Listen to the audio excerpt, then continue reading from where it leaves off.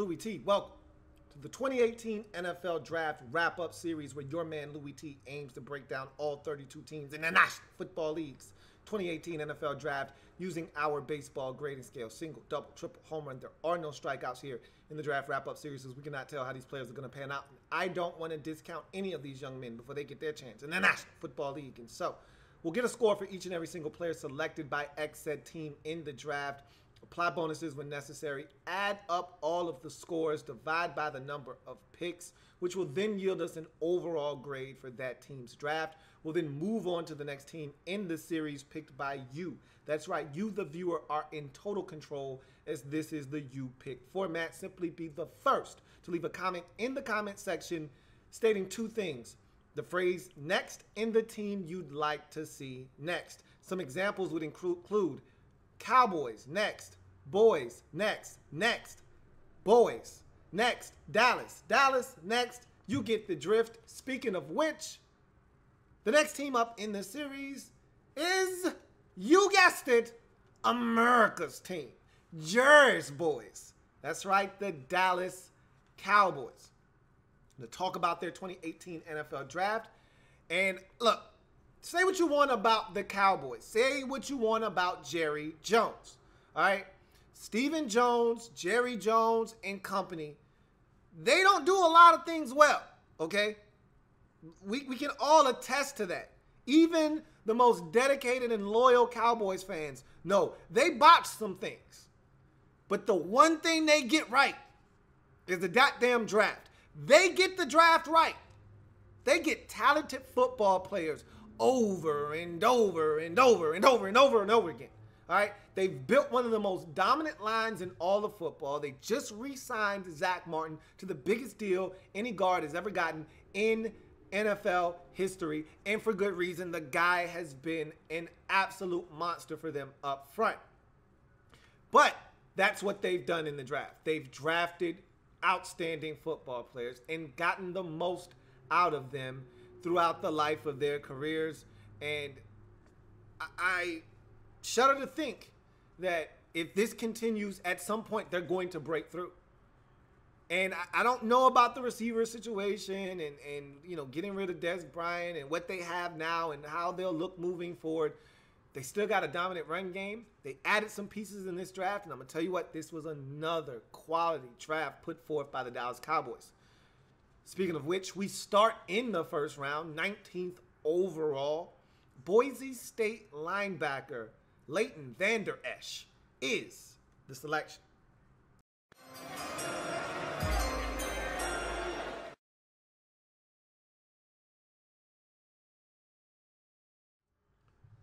Look, I'm not going to lie to you. And before I even get into any of the particulars with Leighton Vander Esch, I'm not going to break Leighton Vander Esch down. I've already done that on the draft Prospects 101 series. So if you're looking for a thorough breakdown of Leighton Vander Esch, go to the Louie Tee Network, click on the playlist section, and find the 2018 Draft Prospects 101 series.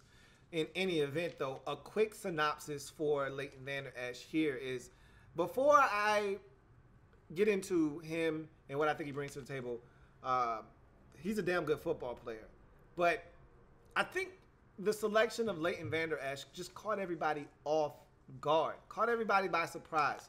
All draft long, we talked about the big void left by Des Bryant and how the Cowboys were going to have to fill that void and how they need to address wide receiver. And no receiver at that point in the draft had been taken to that point. So they had the pick of the litter. Any of the receivers they saw fit to choose was sitting there for them at 19. And so you thought, logically, they're going to take one of these receivers. And you thought, okay, well, if they don't get a receiver here at 19, they're going to get a receiver in the second round. And a lot of people thought Courtland Sutton would be the guy. Kind of has that same Des Bryant type of body type, a guy that can go up and get the football. And really, without Des Bryant on the roster, you lack a big body target at the receiver position. And now with no Jason Witten, you lack a reliable big body target, period. That extends to the tight end position now. So that seemed to be the plausible, logical, choice. But I think everyone was taken for a little bit of a turn when Leighton Vander Esch was the pick, and we started to hear rumblings and grumblings about this guy potentially being the Cowboys' first-round pick if the neck checked out. Obviously, it did. They were comfortable with their findings, and they made the selection. And here's what I think this pick signifies to me and what it says. Cowboys feel like they're damn good on offense, with or without Dez Bryant. They felt like they were fine without his production last year.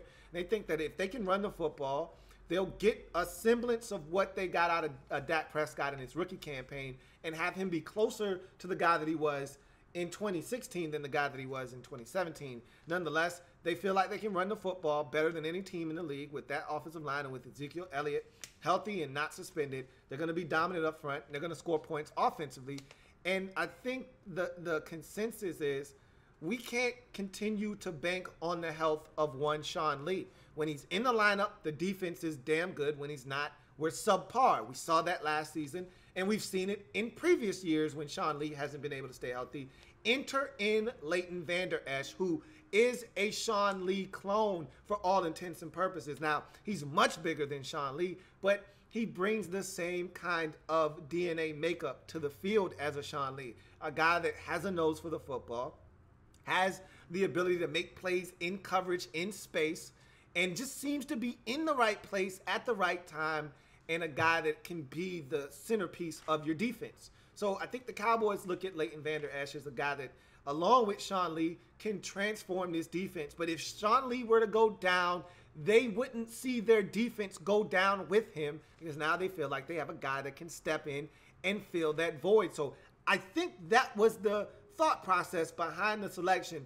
I'm not going to lie to you. I was caught off guard when this selection was made to the point where I didn't understand what was going on. I couldn't process what the thought process was behind the selection. But as time passed and I was able to take a step back and assess the situation, I get it now. I understand what the Cowboys were thinking. And look, you say what you want about the selection itself. The Cowboys got a damn good football player. Don't confuse the way you feel or who you think they should have taken with what they got. What they got at 19 was a damn good football player. Hence, in the first round, 19th overall, Boise State linebacker Leighton Vander Esch, for me, is... Hits one high! Hits it deep! It is out of here!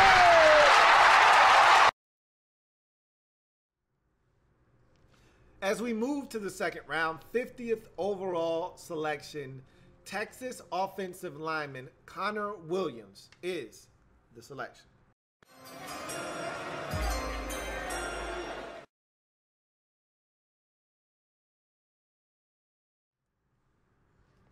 So here's a guy in Connor Williams that I think a lot of people thought would be long gone by the 50th pick in the 2018 NFL Draft. As a matter of fact, when this process first got started, he was one of the highest rated offensive linemen in this draft. And as the process wore on, people soured on him. People kind of turned on Connor Williams. He wasn't long enough to play tackle, and he wasn't this, and he wasn't that.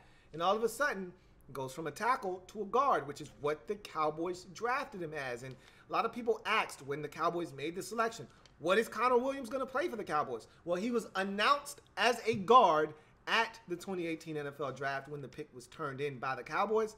And that's where the Cowboys fully intend on playing him. And I think that is a good move. So I think they're going to leave La'el Collins at right tackle, slide in Connor Williams, and if this guy is as good as he looked in 2016 before the injuries took effect and really kind of took away from what this guy was in 2017, if he is what he was in 2016, they got themselves not only an absolute steal, but they may have found the missing piece to what was already a damn good offensive line. They may be dominant back to the Great Wall of Dallas days with the insertion of Connor Williams. Let's talk about what they may have gotten here in the second round. 6'5", 296 pounds. If there is one weakness outside of the length or lack thereof, it's his weight. And I fully expect him to put on weight. It wouldn't shock me that by the time we got to training camp, this guy was 305. The guy was 307. Okay, but in any event, I'm just going off of what I saw on tape. His weight was an issue then. I don't know if it will be moving forward. 26 reps of 2 1/4. So that's pretty good in terms of the weight room.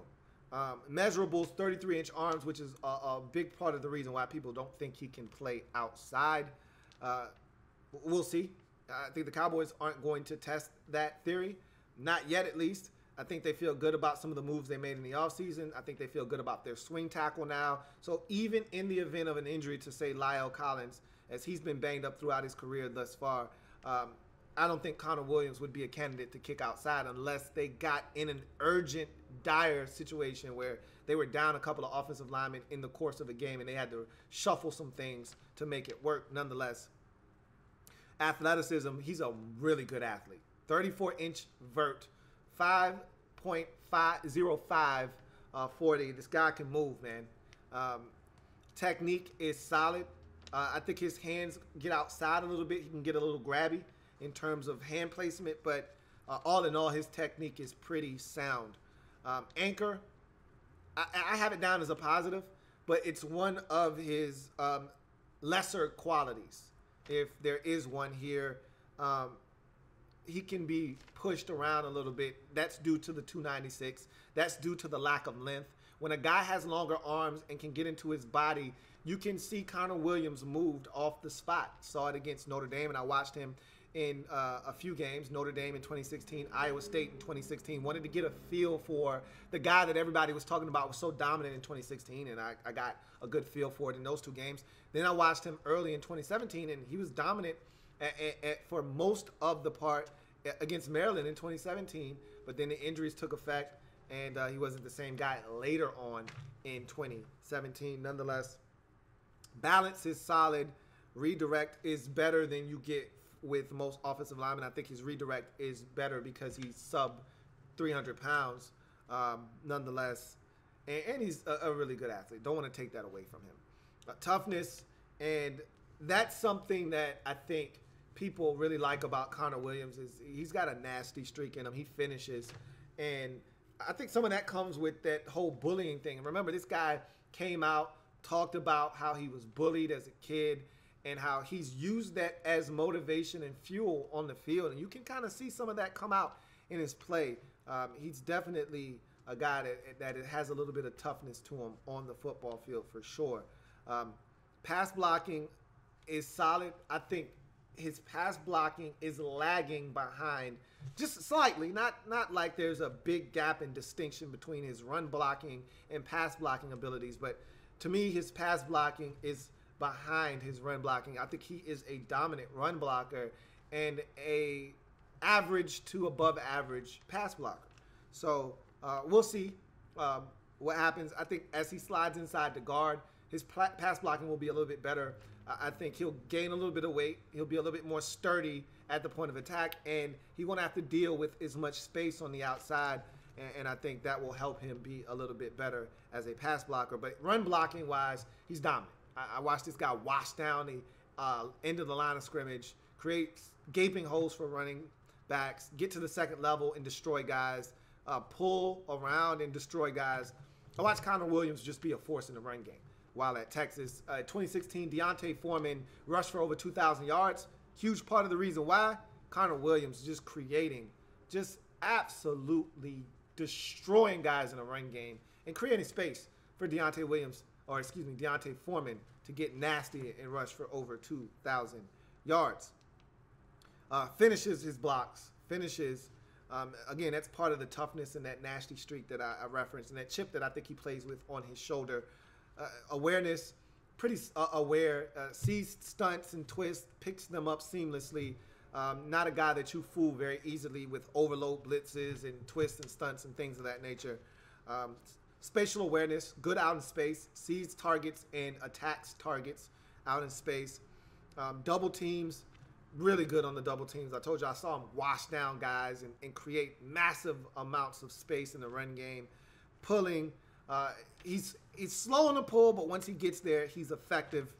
And availability, I dinged him on availability pretty badly, but it's still enough for it to be a positive. But he played and started in 28 of 36 games in 3 years, and last year cost him 7 games alone. So he only missed 8 games in his career, 7 of which came last year, and that's where I beat him up a little bit, was because of the injuries. And because of those injuries, you didn't get the same Connor Williams in 17 that you did in 16, and so therein lies the question as we get to some of his cons. Looking for work isn't one of his best attributes, and I think as a tackle, you don't have to look for work as often, but as a guard, you do. And there were times where he didn't have anyone to block as a tackle, and that's rare. But in those cases, I didn't feel like he was aggressive enough.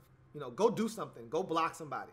Go get into play. It just felt like, and he's one of these guys that, and I can respect that. That's part of his technique is, you know those drills you see at the combine where the tackle shadows the guy in front of him. He doesn't touch him. He's not supposed to. Just supposed to mirror him everywhere he goes, that mirror drill. He does a beautiful job of doing that, where he doesn't put his hands on. And I think that's a great job of not lunging, not trying to go after your target too aggressively, lunging and exposing yourself to being beat because you're lunging and overextending yourself. He'll just stay in front of a guy, not put his hands on him, and allow that guy to run around and do nothing. But in the same token, it kind of bleeds over into when he has no one to block. He'll just stand there and do nothing. Go be a part of the play. Go help somebody out. Even if he doesn't need help, go ear hole a guy. Your guards got him. Doesn't matter. Go ear hole that guy and knock him on his ass and let him know, hey, man, we're going to be here all day. And this is not going to be fun. We're going to drop your ass as many times as we can. And if I ain't got nobody to block, best believe you better keep your head on the swivel. Give that guy something else to think about. But if that's your biggest issue, if length is your biggest issue, if we're talking about things that are easily correctable or just him kicking inside will clean up some of these things, you got yourself a damn good football player. And so the only question and the only reason this grade isn't higher is because are you getting 2016 Connor Williams or 2017? I can't be sure of that. And thus, in the second round, 50th overall selection, offensive lineman out of Texas, Connor Williams, for me, is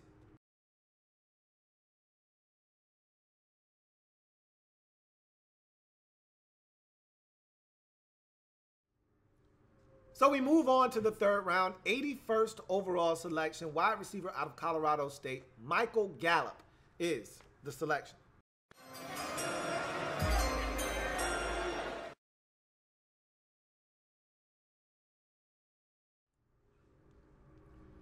So this was one of the guys that I was exposed to a little bit later on in the process. I didn't really get on the Michael Gallup train as early as some of you may have. And so I got to the party pretty late. Better late than never, though, but still got to the party pretty late. And if I would have seen what I saw on tape then, what I know now, I might have broken this guy down already, but I haven't because I got to the party late. So we're going to break him down here now. Let me give you this disclaimer. If you think this guy is your Dez Bryant replacement, you're wrong. That's not what this guy is going to serve as. You currently don't have a #1 wide receiver on your team. You're going to go into the season with a bunch of 2s and a couple of 3s, and you're going to try to make it work. And with that run game, you'd like to think that you should be able to get by. Terrence Williams was awful last year, was statistically his worst season of his career. You're hoping there's a bounce back in there for him and that he can step up, help fill the void. This is going to be a collective effort. I know Dez wasn't outstanding, but a lot of the reason why Dez wasn't outstanding last year is because of Dak Prescott not being outstanding. If Tony Romo were the quarterback last year, Dez Bryant would have been dominant last year, okay? Dez Bryant is the type of guy you throw the football up to, and he goes and gets it. Dak Prescott isn't willing to give him opportunities to go up and get the football. He's more of a process guy. Who's open on this play? Is it Cole Beasley? Is it Jason Witten? That's who I'm going to hit with the football. Another void you're going to have to fill is Jason Witten. No, the numbers weren't astronomical, but just his presence on 3rd and 5, knowing that you could rely on that guy to get it done and move the sticks. Michael Gallup is going to help fill some of that void. He can't do it by himself, however. But that's not what I think this team's going to ask him to do. They're going to ask him to come in and be a piece to the solution, not the absolute solution. And I think he can do that. 6'1", 205 pounds, out of Colorado State. 10 reps of 2 1/4. So not the most physically imposing guy. We'll talk about that a little bit later on. But he is a very good athlete. 36-inch vert, 4.5, 140, so the guy can run. You see a little bit of explosiveness there. Don't necessarily know if the vert actually translates to the field. Didn't see him making a bunch of plays when going up in contested situations for the football. But then again, Dak Prescott being your quarterback, you're not going to get a lot of those situations anyway where he just tosses it up and allows you to go make a play. So you're probably not going to need him to do that anyhow. Nonetheless, measurables, 6'1", 205, really solid measurables at the wide receiver position. Hands, really good hands, snatches the football out of the air. I did see a drop versus Alabama, and I watched him in 4 games, versus Alabama in 17, versus Oregon State in 17, versus Wyoming in 17, versus Colorado in 17. Wanted to see the matchup between he and future NFL player Isaiah Oliver. So I had to turn on the Colorado tape, and I'll talk about that game a little bit later on. Nonetheless, I did see him drop the football versus Alabama in a situation where he was going to get hit. He knew it, and he took his eyes off the ball to see where that safety was. That talks and speaks to, hey, not as physical a receiver as, say, a Dez Bryant. And in any event, we're not comparing him to Dez. I don't want to do that. But he's not a physical guy, which kind of goes back to those 10 reps of 2 1/4. Speed, I talked about this guy being able to run 4.5, 140 is quality speed. It's not going to knock your socks off, but it's good enough speed for him to cause a problem in the opposition's secondary. Quickness and suddenness, he's not the most sudden guy in the world. He's not going to wow you with his route running ability and getting in and out of breaks, but it's good enough for him to make plays. Acceleration is solid. Again, not going to knock your socks off with the acceleration, but if you get caught sleeping behind the wheel, he will eat up your cushion, he will step on your toes, he will get even, and he will leave you. You know the saying, even leaving. I saw him leave some guys in the secondary, so you can't fall asleep on this guy. He will run by you. Route running, the thing I like about his route running, he may not be the quickest guy, but there's no wasted motion with his routes. He gets into his routes quickly, and he does round some things off, but he gets into his routes quickly. There's not a lot of head fakes. There's not a lot of sticks, which with some guys, you got to give them that head fake, that shoulder fake, a couple of sticks, a double stick to get where you're trying to go. If you just run the route, they will run it for you. He may have some trouble with that, but his transitions into routes are very smooth. He's a speed cut guy into routes more so than a sharp cut and stick guy. I said the same thing about Redskins wide receiver Josh Dotson coming out of TCU, and it turned out to be a detriment for him at the next level. I'm hoping that that's not the same case for one Michael Gallup. Toughness, I saw a little bit. I talked about the lack of it versus Alabama in a situation where he took his eyes off the football to see where the hit was coming from. Well, he took a shot versus Wyoming. In double coverage, took a shot and held on to the rock. And so he did show me a little something there. After I saw the drop, I questioned his toughness a little bit.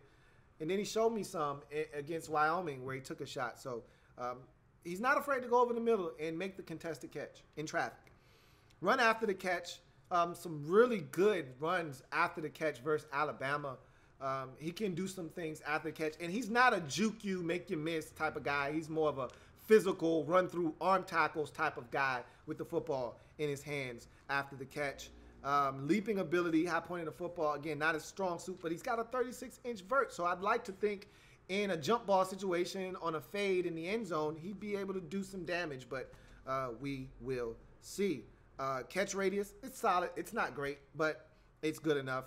Ball tracking, he has the ability to track the football. Versus Colorado, they called a phantom offensive pass interference on him on a ball that he tracked beautifully over the outside shoulder, got 2 feet down as he drifted out of bounds. Beautiful catch, and they called him for OPI, which I thought was a bad call on Isaiah Oliver. Oliver just fell trying to track the football. Gallup made a great play. It was a bad call on Gallup.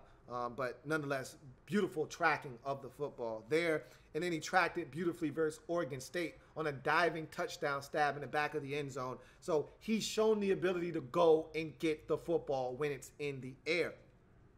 Dependability, he was the guy at Colorado State, okay? His quarterback was looking for him specifically in just about every situation you could imagine. So I like that about him. The other team knew he was going to get the football, and yet he still put up huge numbers. We'll talk about those here in a second. Versatility, I think he can play in the slot. They moved him in motion quite a bit. They got him the football in some quick hitting situations, hitches and wide receiver screens. But then he can do everything in terms of running the slants and the dig routes and things over the middle. So he's a versatile guy. Can play out wide, can play in the slot a little bit. But you have a guy for the slot. He's not going to be necessary there.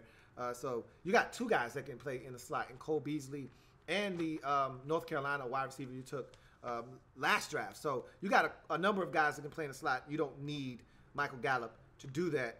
And sideline awareness, he is great at getting his feet down in bounds. He understands 2 feet in bounds, so that's not a problem. And then finally, production. The guy was outstanding in 2 years at Colorado State. So this guy, let's talk about a little bit of his background before we move on to his cons.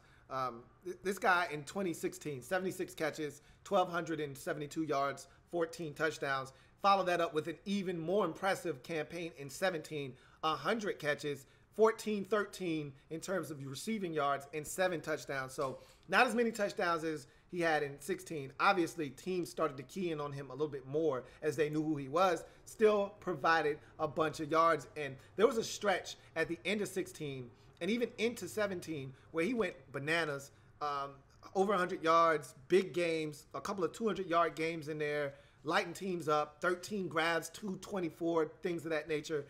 He had some huge games while at Colorado State. But the reason this guy was under the radar, SATs allowed him, SAT scores weren't high enough to get into a major Division I school. So he had to go to a JUCO. He gets injured in his last year at a JUCO, which pulls his stock down a little bit. Instead of him going to a major school like an SEC school, we see SEC teams pull these guys from JUCOs all the time. That injury soured him to some teams, and so he had to settle in on Colorado State. But he made the most of the situation, came in, and tore the Mountain West Conference apart for 2 years, which gets him drafted in the 3rd round. You go to his cons quickly. I told you I don't love his physicality. I love his physicality with the football in his hands, but away from the ball, I don't love his physicality over the middle, even though he showed me a little something. I think you can get into his body at the line of scrimmage. I think that sometimes he hears footsteps over the middle of the football field, and then he doesn't block. He's not a really good blocker either. So that physical element that I'm looking for from him just isn't there. But I'm nitpicking. This guy brings a lot to the table. And like I said, what's better than 1-2? 2 twos. And that's what you got now with Terrence Williams and now Michael Gallup being added to the mix in the 3rd round, 81st pick overall. Wide receiver out of Colorado State, Michael Gallup, for me, is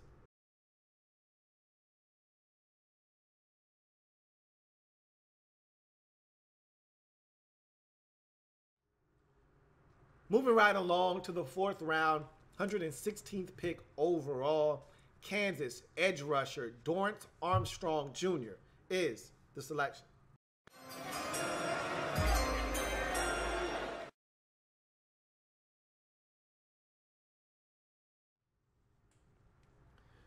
Man, here's a guy that looks the part. And I'm going to tell you who I comp him to a little bit later on. But, man, does he look the part. 6'4", 257, built well, proportioned well. Got into it with Baker Mayfield, if you remember the whole, Baker Mayfield grabbing his nuts whole incident and the whole brouhaha at midfield for the coin toss.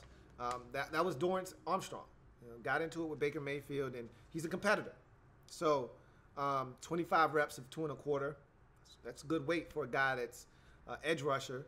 33-inch vert. Shows off a little bit of explosion, even though you don't always get that from him. Thought he would test better. He was one of the guys I spotlighted going into the combine. Really disappointed with the numbers that he provided.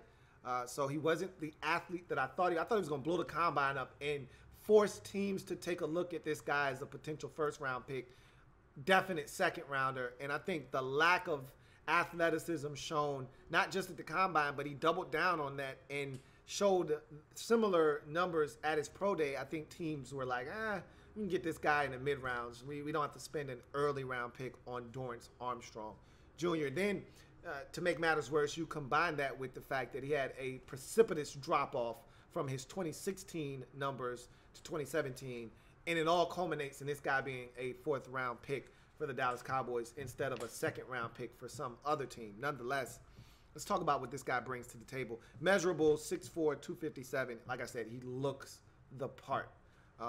Athleticism, he barely made it into the positives here. A guy that's 6'4", 257, you're expecting this guy to be sub 4'7", okay? Somewhere in the 4'6" range. You take it all day long. 4'5", and you'd be drooling over this guy, which is what I thought he was going to do. I thought he was going to run a sub 4'6" and force teams to take a second look at this guy.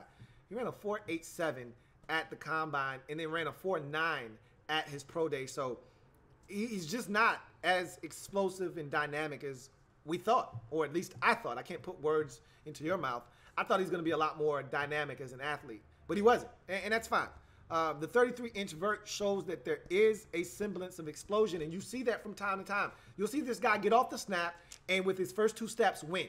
You just don't see it enough, and that's the lack of athleticism. He doesn't have that it to be able to finish off and turn the corner and turn it at 6.5, 7 yards and get to the quarterback. In any event, his explosiveness is average at best. There are times where that explosiveness and that twitchiness does show, and he'll win right off the snap, but it's not often enough. Setting the edge in the run game, he's okay. He's not great there. Redirect, he's solid. Again, not the greatest athlete in the world. Again, I was disappointed with his athleticism. Ability versus the run, again, okay. Same thing can be said about his pass rush ability. It's okay. It's not going to wow you. Tackling ability, same thing. Solid, not great. Coverage skills, they did drop him into coverage, which did take away from his amount of times rushing the quarterback, which could also explain the lack of production in 2017. But it's not to blame for all of the drop-off in 2017. Nonetheless, they did drop him into coverage. He looked comfortable out in space. Again, I don't want this guy in space too often. If he's a rusher, let him rush. 4.87, I don't want him running in space too often anyway. So I wouldn't advise that, but he can drop into coverage. His motor, it's always running hot for the most part. So I don't really worry about him from that point or an endurance standpoint either. Impact on the game, here's a guy with 15 career sacks, 34 career tackles for loss, 6 forced fumbles, 3 in each of the last 2 seasons. So he's impacting the game.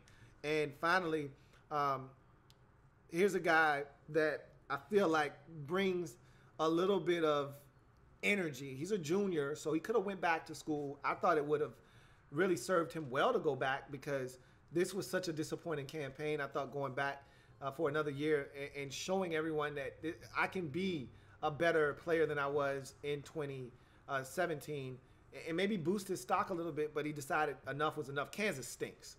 And there's only so much losing you can take before you say, all right, man, I had enough. I'm ready to go start making some money. This isn't worth my time. Nonetheless, let's get to some of his cons, and then I'll give you my comp for him, and then we'll move on. Hand usage. He doesn't use his hands at all. If you're going to take that next step as a pass rusher, if you feel like you've got everything that you need, and maybe Dorrance Armstrong feels like he's athletically gifted enough, he feels like mentally he gets it, he's not using his hands. And he's not alone in this. A lot of college football players don't come to the league with the ability to use their hands. That's something that they learn at the next level. The ones that come to the league already using their hands, a la Alabama players, are guys that jump in and immediately have an impact. That's why Joey Bosa was so impactful early on in his career. Man, missed all of camp, missed half of the season, jumped right in and made an impact immediately. Why? Because I told you he was the most dominant hand user I've ever seen coming out of college football. He's the gold standard for hand usage coming into the league from college. Dorrance Armstrong just doesn't use his hands at all. Awareness. I saw this guy on read option just absolutely biting on read option every time. He would go after the running back as if he had no responsibility to the quarterback, and quarterback will pull it and run for 8 yards to Dorrance Armstrong's side every time. His awareness stinks from that standpoint. He's got to be a little bit better than that. And pass rush plan. He's not uncommon here. Most guys come from college and have absolutely no idea of how to set a tackle up, how to set guys up and put yourself in a position to succeed. There's no plan. He's just trying to win with a speed and rip rush for the most part. You get an occasional spin back to the inside. There's no hard outside, back inside. He's trying to win with speed on the outside, with a rip and turn the corner. That's Dorrance Armstrong in a nutshell. You know who he reminds me of? Brian Orakpo. He looks the part of a Brian Orakpo. He played in the same conference as Brian Orakpo, the Big 12. Orakpo was right around the same size, 6'4", right around 260, 265.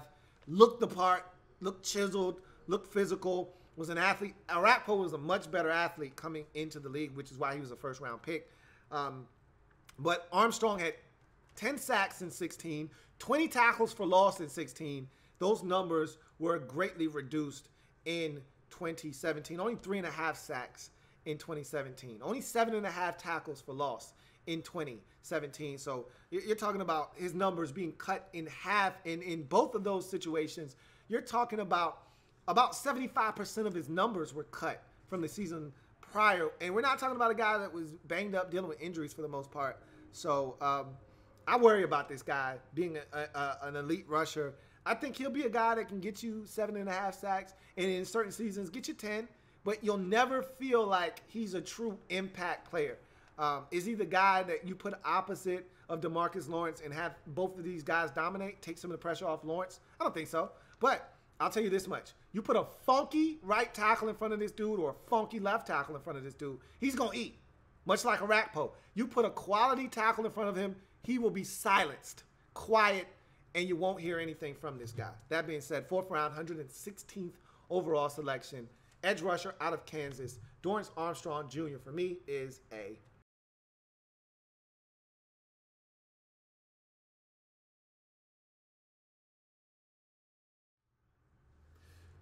This next pick is a guy that I think of all the picks in this draft that I look at and say, the higher the ceiling, the more expectations I'm putting on this guy.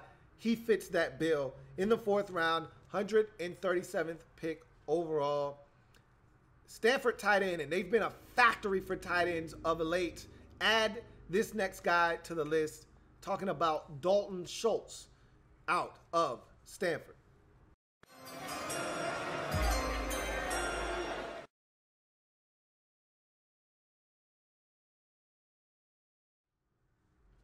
So as you can see, he's a big kid, man. 6'6", 244. Like I said earlier, Stanford's been a factory for tight ends of late. Going all the way back to Kobe Fleener and just working your way up. They've been churning them out. Left and right. Hell, you could even go back to Zach Ertz. And, you know, Kobe Fleener, Zach Ertz, Levine Toilolo. The list goes on and on and on. They've been churning them out, left and right. Falcons just got another one a couple of years ago, and he's playing well for them. And add Dalton Schultz to that list. Now, he didn't have as good a production as those other guys that I named, but I see the upside in this pick.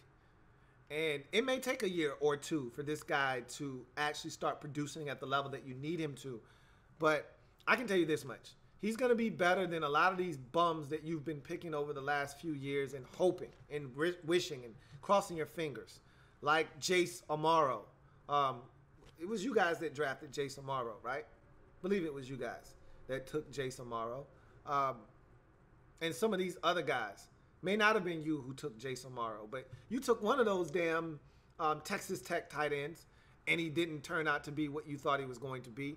And I know you took the Baylor kid that was a football player or a basketball player and tried to turn him in, and you're still working on that project, and that may turn into something. But this is a legit option here, okay, in Dalton Schultz. And the numbers don't bear that out, and that's why I said he's a little raw, and the production doesn't get you excited, doesn't get you lathered up, but if you are to project what this guy could be with more opportunities, I think this guy could be an outstanding replacement for Jason Witten in 2 years. So let's get into him. 15 reps of 2 1/4 for Dalton Schultz. Measurables off the charts at 6'6", 244. You'd like him to be at 6'6". You'd like him to be 255, 260. But look, 244, it is what it is. He'll get into the Cowboys weight nutrition program, and he'll be 250, 255 at some point. Speed at 4.75. That's quality speed for a guy his size. Not going to run by you. He's not Evan Ingram. He's not Jordan Reed. He's not Zach Ertz and some of these guys in the division, but he's fine. 4.75 is just fine. Pass catching ability. He's got good hands, man. I watched him go down and dig out some passes. I watched him against UCLA, Oregon State, and Washington State all in 2017. I watched him dig out some passes. I also watched him get hit and drop one on a 3rd down, which was unfortunate, but he can catch the football, man. I said all of that to say this. He can catch the football. Quickness and suddenness, he's not going to scare anybody vertically, nor is he going to break dudes off like a Zach Ertz or Jordan Reed in the pass game. He's not going to scare anybody vertically like an Evan Ingram, but he can get it done, okay? I watched him run some seam routes. He was open. Quarterback just didn't get him the football. I saw him run some speed outs. He was open. Quarterback just didn't get him the football. Catch radius at 6'6". Come on. All right. He's got a huge catch radius. Toughness. The guy's tough. He blocks. You know, speaking of which, run blocking. He competes in the run game. I was surprised. I didn't hear his name more as a guy that competes in the run game. Because you know, if you go to Stanford, you're gonna block. If you play for David Shaw, they run 2 and 3 tight end sets like their minds are going bad at Stanford. So you know the tight end you get, he's going to at least compete as a blocker. He may not be great, but he at least is going to compete as a blocker. This guy does more than compete. He gets it done. You know, there's some times where he loses, but for the most part, he wins more battles than he loses in the run game. And I think he's going to come in and be able to help you, not only as a guy that can catch it a little bit, but also as a guy that can double, as a guy that can block in the run game. Pass blocking ability, I think his run blocking is a little bit better than his pass blocking. I don't love him as a pass blocker, but he's okay. He's solid. Awareness is solid. Versatility, they lined him up everywhere. H-back. They lined him up tight to the line of scrimmage in the traditional Y at the tight end position. They flexed him out as a Z. So this guy was all over the place at the tight end position. So there is versatility there. Stamina, he's good. So let's get to some of the cons with him. And really, it's just a lack of opportunities. Collegiate production. In 2017, 22 catches for 212 yards and 3 touchdowns. In 2016, 23 catches, 222 yards, 1 touchdown. 2015, 10 catches, 121 yards, 1 touchdown. So essentially what I just said to you is 55 career catches and only 5 touchdowns, in 40 games. That's not good enough. Now, there were other guys there with him, but that's just not good enough. And he was the guy in 2017, and he didn't best his numbers. The only thing he was better in terms of numbers was touchdowns. And it's not like that skyrocketed to 7. It went up from 1 to 3. So red zone threat at 6'6", you'd like to think he's a red zone threat, but I can't confirm nor deny that when the guy only has 5 career touchdowns, 3 of which came in 2017. So is he a red zone threat? You'd like to think so at 6'6". I think he is, but I can't confirm that because the numbers don't bear that out. What I saw on tape is a guy that can make some plays, but he was open more than he got the football. So at the next level, I think if he's able to get free, Dak Prescott likes looking for the tight end position. Jason Witten was one of his comfort blankets. You'd like to think Dalton Schultz may get an opportunity to be that guy. We will see. But in the 4th round, 137th pick overall, Stanford tight end, Dalton Schultz for me is a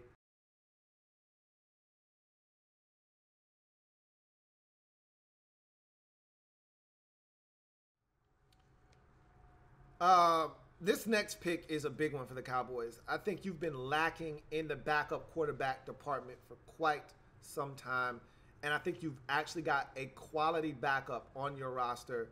I don't think you've had a quality backup of this magnitude since Jason Garrett. Yes, I just went back to the mid-'90s on your ass. It's been that long. You've been coming up with these bums of late. You had the scrambling white dude that stunk. You had the Boise State quarterback, the left-hander, that was just god-awful. I was so disappointed when he got hurt in preseason that in 2016, the year that Dak Prescott got a chance to start. I was dying for him to get in the game. He was a soft tossing lefty that stunk. I wanted him to get in so bad. And then you traded for more bums. It's just been funk after funk on top of funk at the backup quarterback position. That shit is dead now. Here in the 5th round, 171st overall pick, Western Kentucky quarterback Mike White is going to end all of that for you in the 5th round.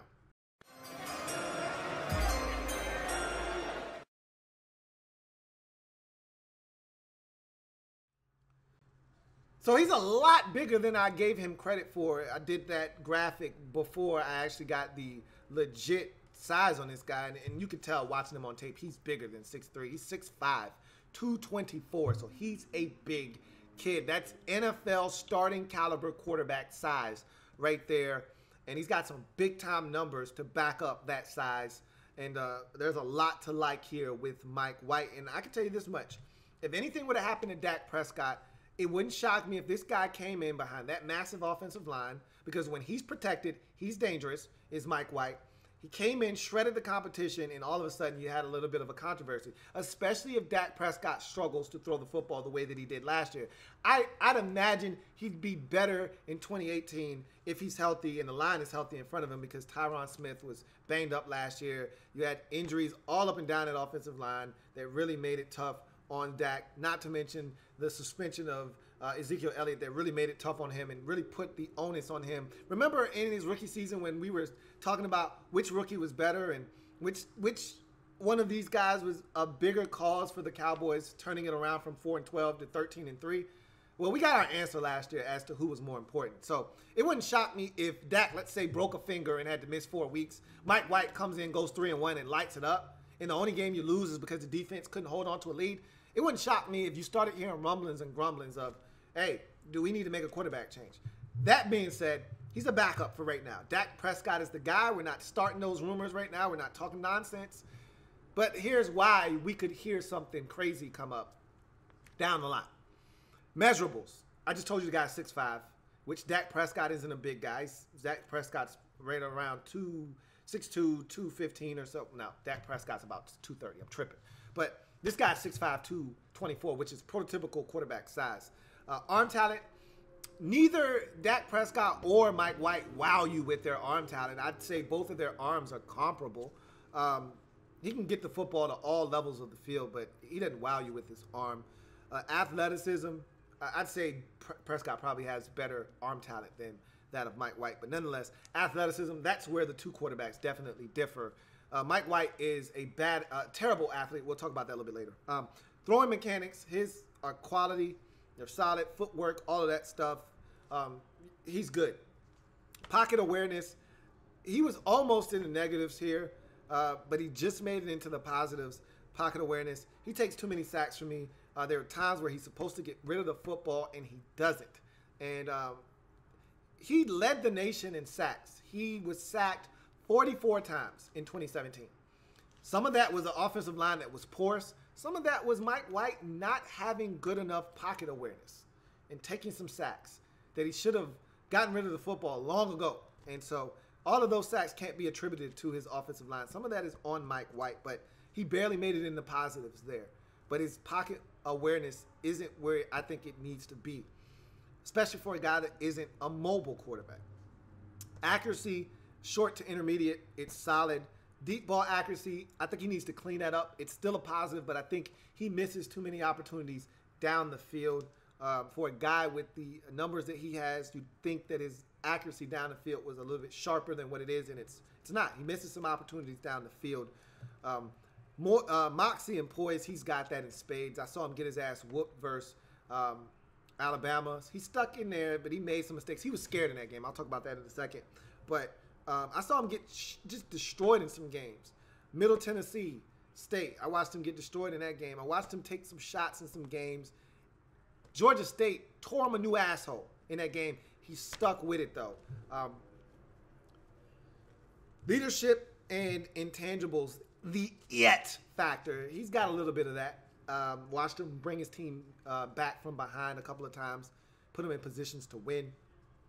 Durability. This was a guy that didn't miss a start the last 2 seasons. Processing speed. I think he does a pretty good job of dissecting what the defense is trying to do, breaking the field into halves and getting rid of the football. Accuracy on the move is something we'll talk about here in a second. Decision making. For a guy that only had 15 career interceptions at Western Kentucky, you know how sometimes that interception number can be misleading because a guy only has 15 interceptions in his career. You think, oh, man, he takes care of the football. There were some opportunities for more picks where guys just didn't make plays. His decision-making isn't always the greatest. Timing and anticipation, I think it is really solid. Within the framework of a play, he gets rid of the football for the most part. Remember, I talked about the pocket mobility and him holding on to it a little long sometimes. For the most part, he gets rid of the football in rhythm and timing of the play. So you go to his cons. Athleticism. Boy, is this guy a bad athlete or what? 5'0", 940. He runs like he's got a refrigerator on his back. His pocket mobility is severely affected because of the lack of mobility. I feel like he's one of those quarterbacks, much like Josh Rosen. Even Rosen's a better athlete than this guy, but much like I said with Josh Rosen, if you protect him, to a lesser degree with Mike White, obviously Rosen, I feel like is cerebral. You protect him, he's going to carve up NFL defenses. With Mike White, he misses some throws, but if you protect him for the most part, he's going to be highly accurate and going to give you a shot. Accuracy on the move. Like I said, I just don't like this guy when he scrambles out of the pocket. I think his accuracy and his percentage of completions decreases greatly when he leaves the pocket. And I've seen him take some bad sacks when he gets out of the pocket. It's almost like a deer in headlights. He sees guys coming. Instead of him getting rid of the football, he'll just kind of curl up in the fetal position and take an unnecessary sack. I thought he played scared against Alabama in 2016. I watched him in 2017 versus FAU against Georgia State in the bowl game, and also versus Middle Tennessee State in 17.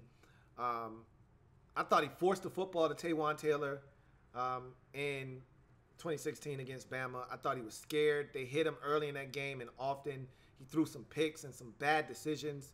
And I think when you hit him, he will make bad decisions. He will give you opportunities to make plays.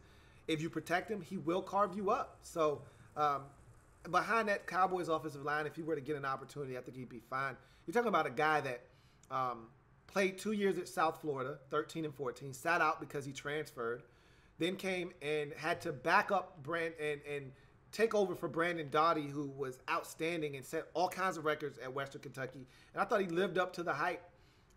2 years at Western Kentucky in 2016 and 17, threw for over 4,000 yards in both seasons. Really high ratio of touchdown to interceptions. You're talking about, 28-7 1 year, and another year it's like 31-8. So guy took care of the football for the most part. But your backup quarterback issues have been solved. And I like this guy a lot. There's some things he's got to work on, but one thing's for sure, he can spin it with the best of them. And so in the 5th round, 171st pick overall, quarterback out of Western Kentucky, Mike White, is a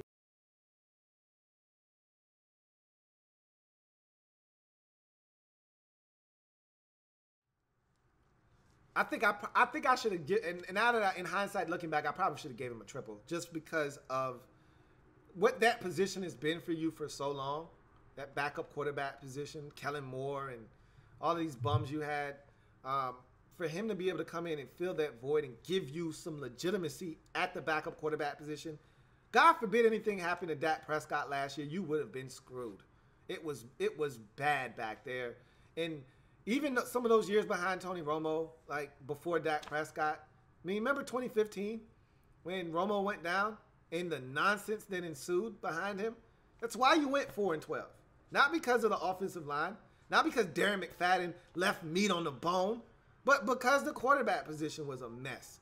And you felt compelled to go out and trade for Matt Cassell. I should have probably given him a triple now looking back. But nonetheless, we progress to the 6th round, 193rd pick overall. Indiana linebacker Chris Covington is the selection.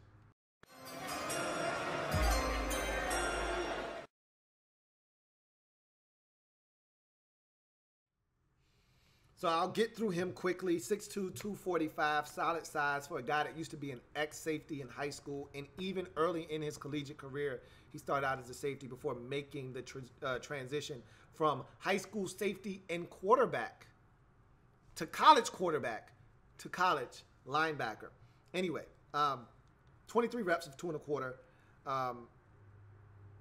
Tore his ACL in his freshman season, so that's something to keep an eye on. But was pretty good in terms of bill of health afterwards.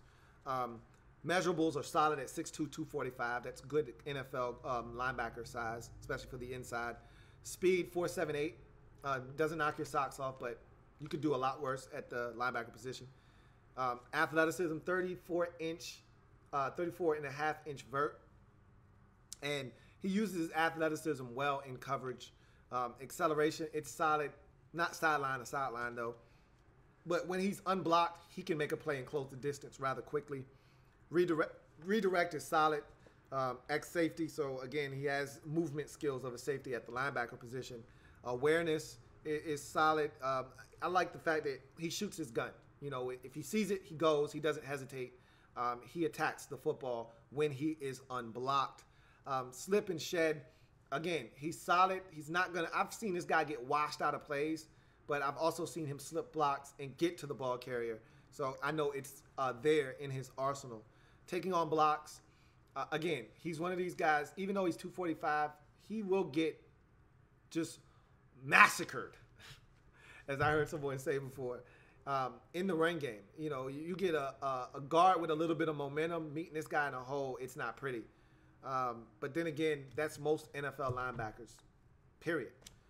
That being said, tackling ability is solid. I saw him miss some tackles, though. Wasn't overly impressed with his ability to get guys on the ground, but like I said, when he shoots his gun, the thing I like is his aggressive nature. He shoots his gun. You know, give me the guy that's aggressive 9 times out of 10. I'll take an aggressive mistake over a passive one any day.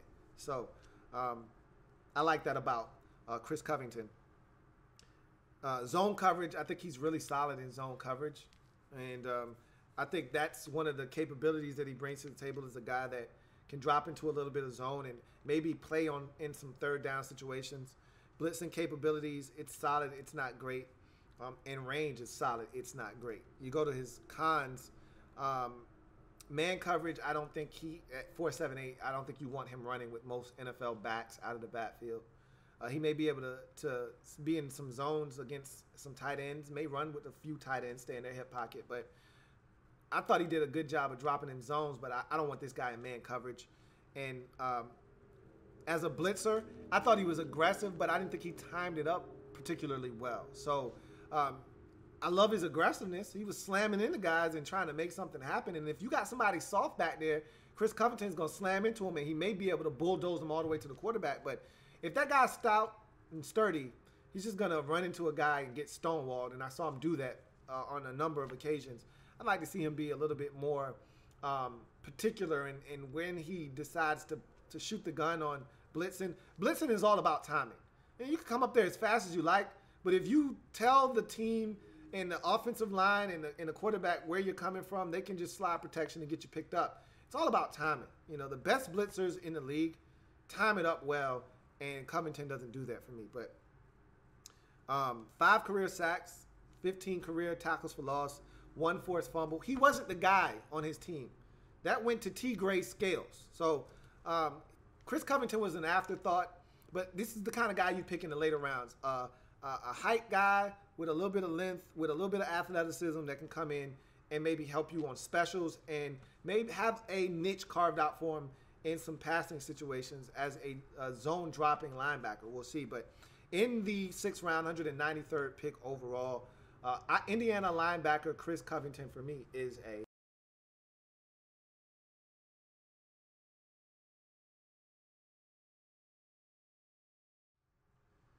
So here's another pick in the quest to make up all of the production that will be lost by the Cowboys with the subtractions of not only Dez Bryant, but that of Jason Witten. You're going to have to find a way to make up that kind of production and close up that void, so to speak. And here's another guy that you're going to, I think, going to totally make this roster and have an opportunity to come in and impact this roster in 6th round, 208th overall selection, Boise State wide receiver Cedric Wilson Jr.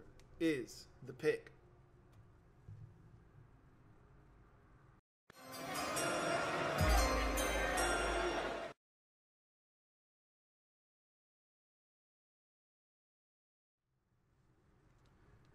So I like Ced Wilson, man. I think this guy, I fully expect him to make your roster. There's no doubt in my mind this guy's making your roster. The question is, how much of an impact does he have right away? And how many spots do you have at receiver on your football team? Terrence Williams, Cole Beasley, the young guy out of North Carolina. That's 3 right there. Obviously, the product out of Colorado State, Michael Gallup, is going to make the team. I fully expect Cedric Wilson to make this team. So we're going to see what this Cowboys wide receiver group looks like. But I think this guy can help. And, you know, Bryce Butler leaves a void. Also, Cedric Wilson is the guy that I think is going to fill that Bryce Butler void more so than Michael Gallup will. 9 reps of 2 1/4. So, yet again, another guy not physically overbearing, okay? 37-inch vert, though. This guy is a really good athlete. We'll talk about what he brings to the table.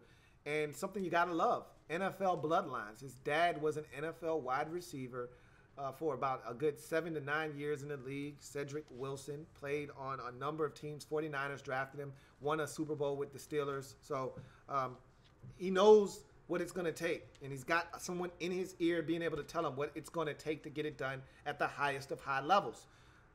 2 years at a JUCO. So another receiver in this draft that spends 2 years at a JUCO and then 2 years in college football. And coincidentally enough, in the same conference, the Mountain West.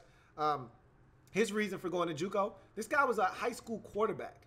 You know, he had to get his bearings about himself and then make the conversion to a receiver and then get a chance to play major Division I football at the receiver position. So 20 yards per catch on average in 2016 on 56 grabs, 18 on 83 grabs, and 17. So again, another big play guy here in Cedric Wilson. So let's get to his pros and cons quickly. Measurables: 6'2", $197.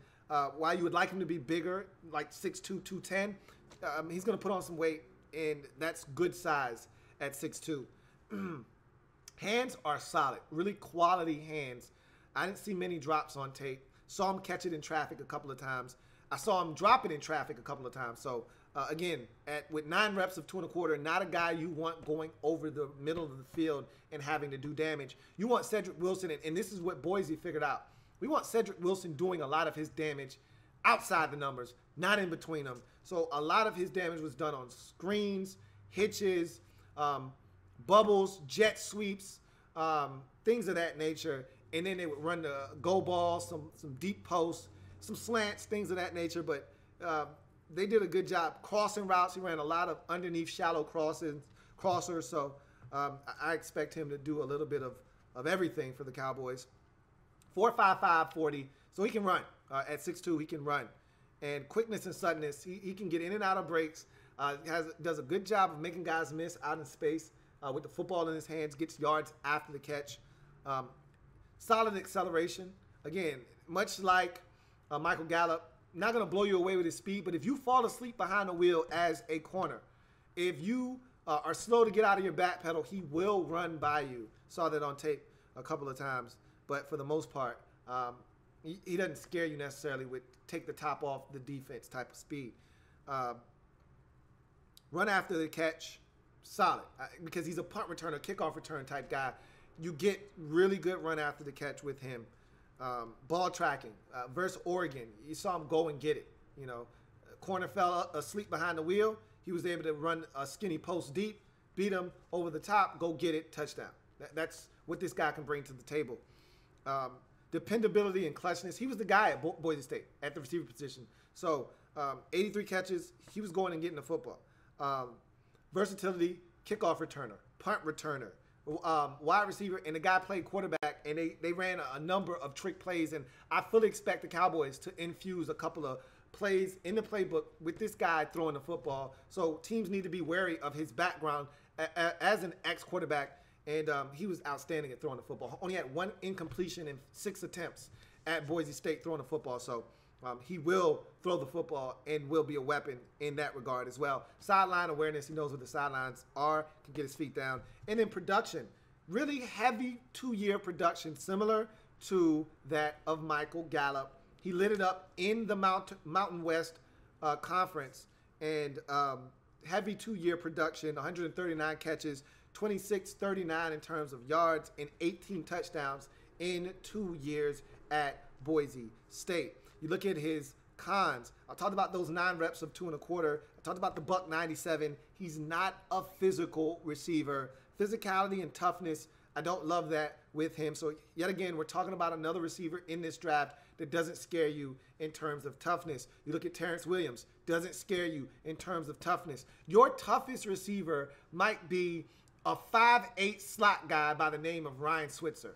That's a problem for me at the receiver position. But that's what happens when you get rid of Dez Bryant. You take away the toughness element at the receiver position for this Cowboys football team. We'll see what happens. I left out another guy at the receiver position. You signed Allen Hurns. So yet again, another guy that's going to compete to make the roster, Cedric Wilson. It's going to be tough. If the Cowboys don't keep 6 receivers, I find it hard to believe that they don't keep Cedric Wilson on that roster, because I don't think you can sneak him to practice squad. I think someone will pick him up off waivers if you cut him. So I fully expect this guy to make the roster. Leaping ability, high point in the football, catch radius. You would expect it to be a little bit better with the 6'2" frame. I just didn't see a guy with 37-inch vert. I didn't see a guy that was going up and getting footballs. But that could change at the next level. And to me, there's too much here for this guy not to make the roster, not to have an impact on this Cowboys roster. And there is too much opportunity at the receiver position. You don't know what you're getting out of Allen Hurns. He comes off of a 2017 campaign where he was banged up and underwhelming in Jacksonville, which is why he got cut. You got Terrence Williams coming off the worst season of his career in 2017. There's opportunity here for Cedric Wilson, and I fully expect him to make this roster. And in the 6th round, 208th overall selection, Boise State wide receiver Cedric Wilson Jr. is.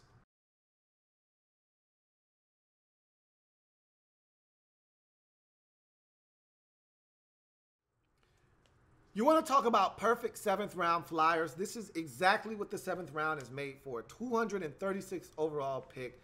Running back out of Alabama, Old Bo Scarborough is the selection.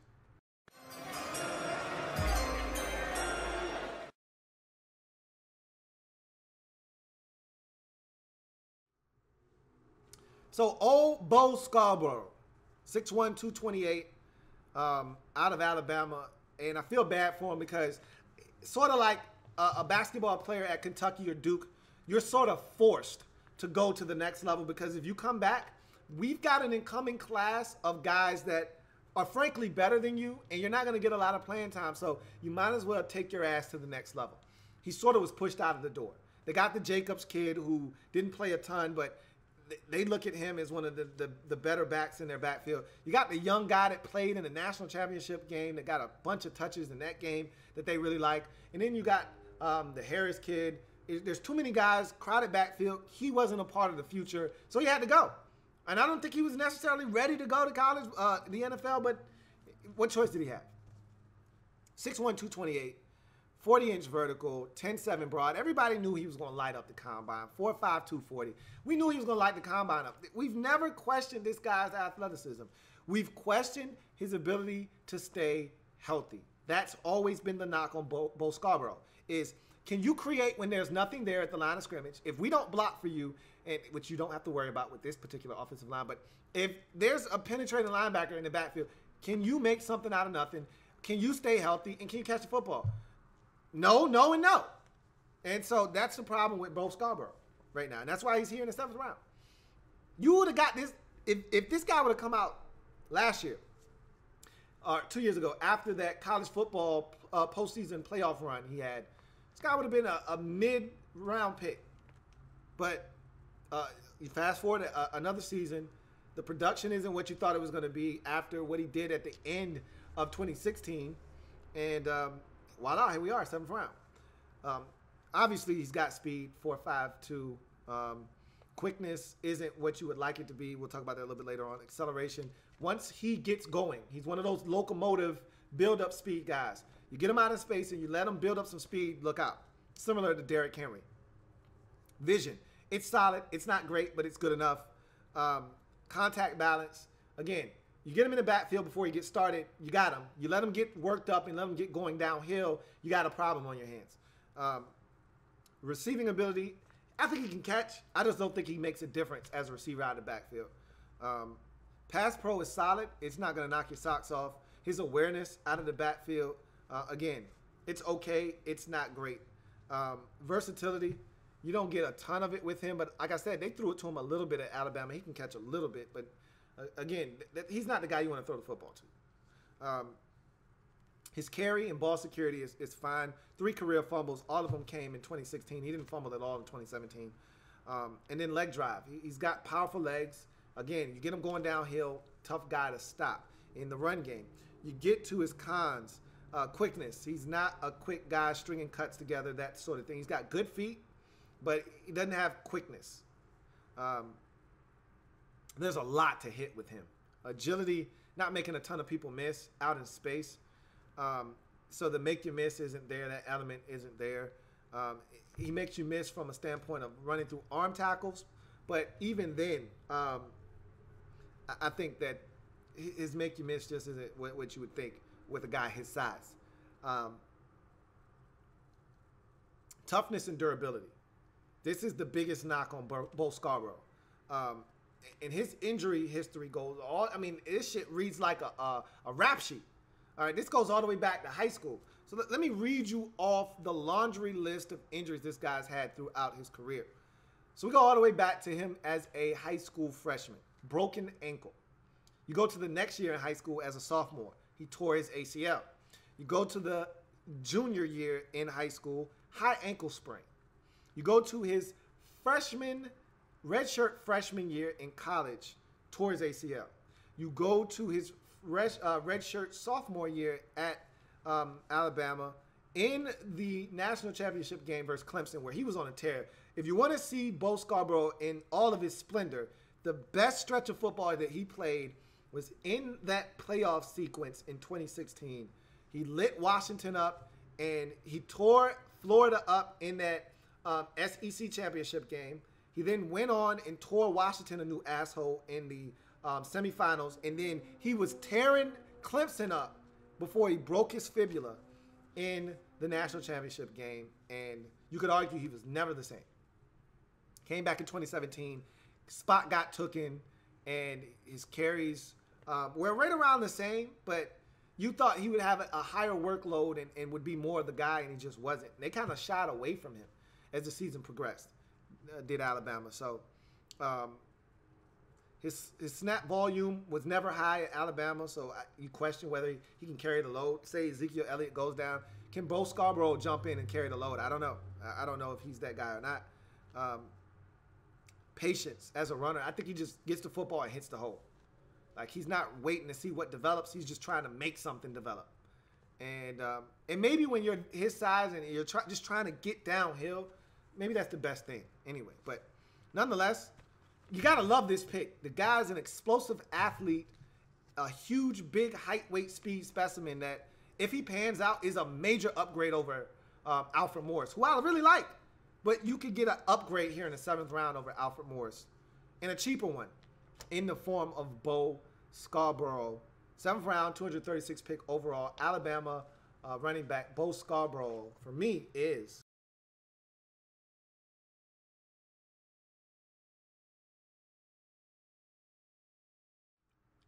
So that's the Cowboys draft in a nutshell. 9 selections overall. Jerry and company, they did it again. Really solid draft. I've got a much tougher grading scale this time around, and I like this grading scale. I think it's more reflective of what teams did in the draft. I think the Cowboys have some questions as you get towards the middle of the draft into the late portions, but I still love the potential for some of these players. Dalton Schultz is a guy that I'm really high on. I think that he's got great potential moving forward. I think his best football is yet to come. Bo Scarborough could be a steal for you in the 7th round. Cedric Wilson, I think, is going to be a really good football player for you, as is the case with Michael Gallup. I think you got 2 really quality receivers there. Chris Covington, I'm not really high on him. We'll see what he does and see if he's able to make this roster with this Cowboys football team. All in all, I think it was a quality draft. You get Leighton Vander Esch early, Connor Williams to supplement that offensive line and really maybe be the missing piece up front. And all of a sudden now, this Cowboys defense might be totally different, and the offense might be able to say the same with the addition of Connor Williams. Let's take a look at the overall grade for this Cowboys draft.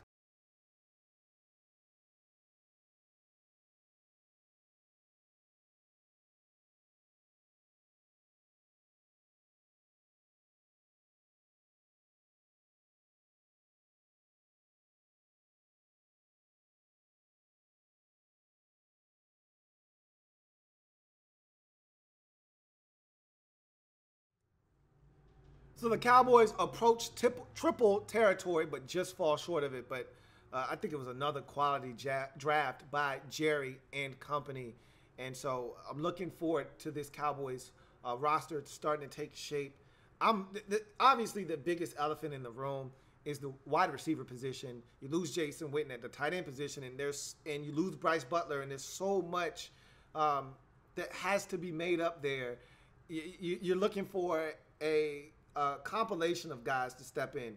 Allen Hurns, Terrence Williams to have a bounce back year, Michael Gallup to come in and produce, Cole Beasley to be what he was last year, Ryan Switzer to take another step, and even Cedric Wilson to come in and help. And I think you've got more than enough guys to do that. I just don't think you have a number one of that group, but you got a quality group of receivers. That is for certain. You're going with substance over having one guy, and so we'll see if the parts are greater than, or these parts are greater than the sum. I probably messed that all up. I'm pretty sure I just did. Whatever the hell they say. In any event, quality draft for the Dallas Cowboys. Make sure you like and subscribe to the channel. Like this video. Make sure you check out the podcast, Louie Tee Network podcast. Make sure that you are checking out the website.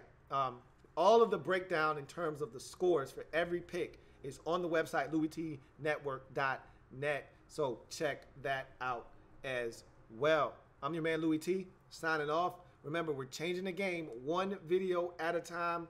More draft wrap-up coming your way, so don't you go anywhere. See you next time. Louie